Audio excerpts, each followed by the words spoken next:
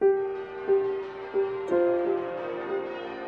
interested in history, family history in particular, and you're the only ones left from that time.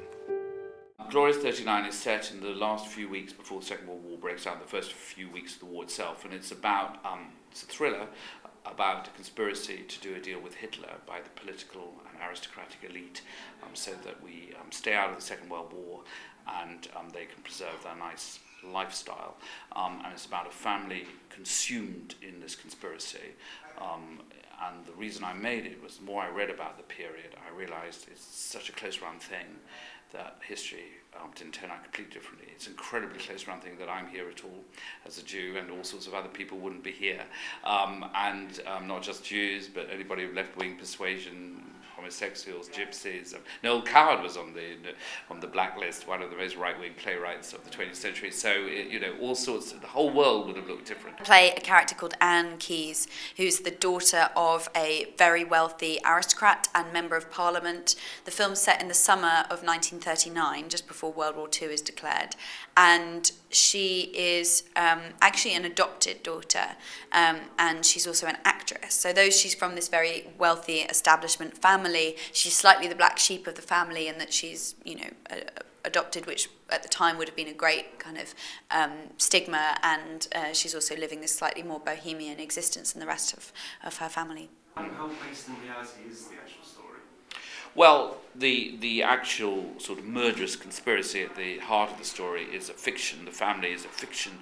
It's fictitious, but it's based on the fact that the Secret Service was incredibly powerful and active against any people that were opposing the policy of appeasement. They were much more professional than we think, the Secret Service at the time. We think, because 30s films, if you see British 30s films, they seem, you know, obviously quite primitive sets and primitive production values, so we think the world was more primitive, but actually the Secret Service was really well organised then, and actually very efficient at taping people's conversations or recording them, because they didn't have tape, as we show in the film. So it was a much more powerful secret state than we think it was. Hitler is intent on taking over the whole of Europe, and we are letting him do it so long as he doesn't bother us. Evil has to be stood up to. What did you have in mind? Not enough people are speaking out. We saw you relatively recently in Atonement, which is set in the same kind of era. Obviously completely different beasts, but do you think the two films are comparable at all? Yeah, I do actually. I think that there does seem to be a willingness to discuss history through the prism of history, and the Atonement was a film really about whether children or not can be guilty or innocent of crimes, and this film has a different kind of subject matter at its core. But in terms of the kind of films that they are, they're period films but with a younger cast about ostensibly quite contemporary issues, then yeah, I think that they are comparable. Now, Glorious 39 delves into the theme of secret family histories, and that's a theme you've explored before in the past with Perfect Strangers and so on. Is this a theme that kind of particularly interests you in your writing?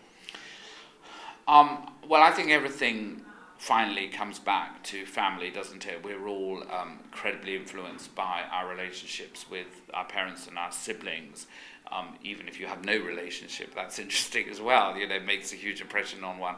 And so I'm always drawn to the family. I think relationships, father-daughter relationships, are incredibly fascinating. I wrote one that was a big impact on Gideon's Daughter, between Bill Nye and Emily Blunt. They both won Golden Globes for their performances in that TV film.